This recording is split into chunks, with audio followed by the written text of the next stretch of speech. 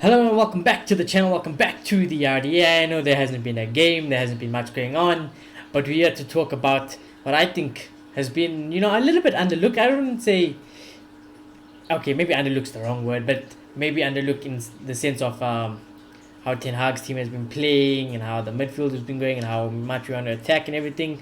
I think we have to look at the two centre backs in the defensive line and just applaud it. Give praise to both Varane and Martinez. So I'm going to discuss both of them in this video today. So do smash a like on the video, do subscribe if you are new.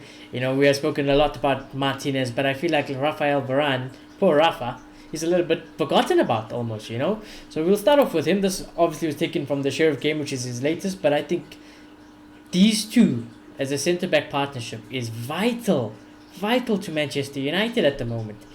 They're the reason United are winning games, to be honest with you. I know we still have to score some goals, but the way they have been playing, you score one goal, that's good enough to win the game, really, because they don't let anything in. And I think we have to protect these two centre backs at Man United at all costs, because if one of them get injured, all of a sudden it's Maguire, it's Lindelof, it's not good enough, and we can't play the way that Ten Hag wants to play. I mean, if you look at Rafael Varane's heat map there, look at how high that line is. That's almost like he could play a CDM role.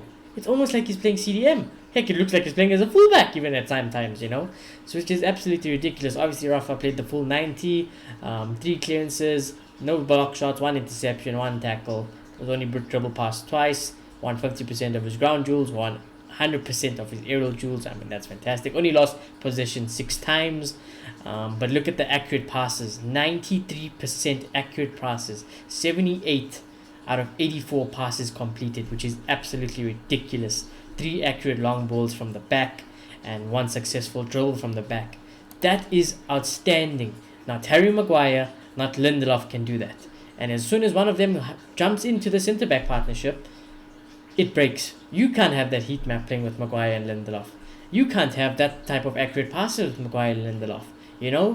The drop-off in quality is ridiculous, and that's why United, whether we like it or not, I think we have to look forward and say this is good for now, but we still need we need some squad depth, because Ten Hag doesn't really have another centre back on the bench who can play and fit into the role that in the case that of not Lindelof, if Varane or Martinez get injured. So absolutely fantastic, and it doesn't stop there. I mean, here you switch to Martinez.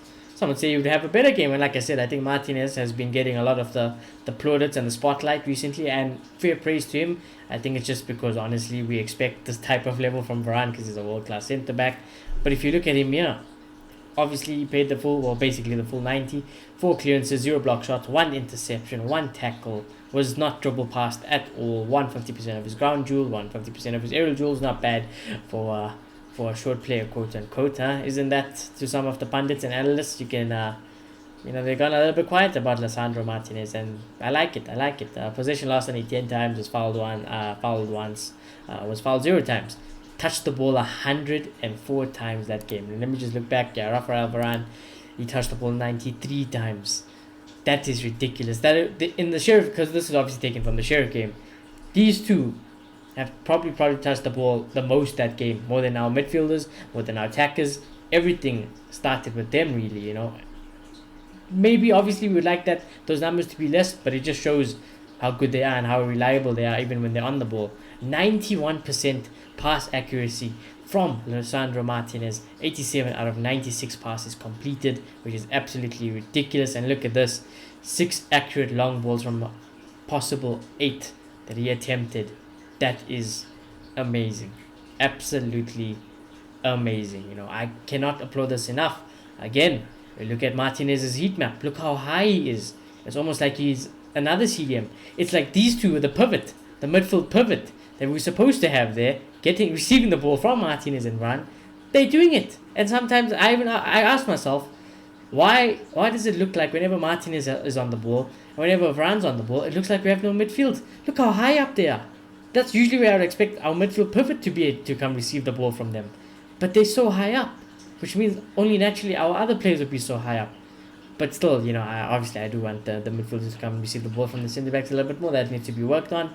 But these two are doing their job to perfection.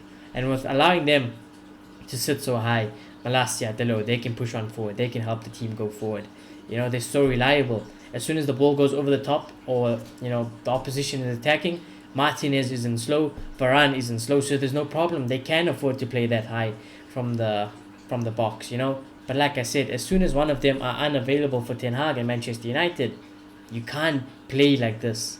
You cannot play like this, and that is immediately a big worry. So we do need another centre back, of course, like on the likes of Martinez and Varane, someone who would fit into the system.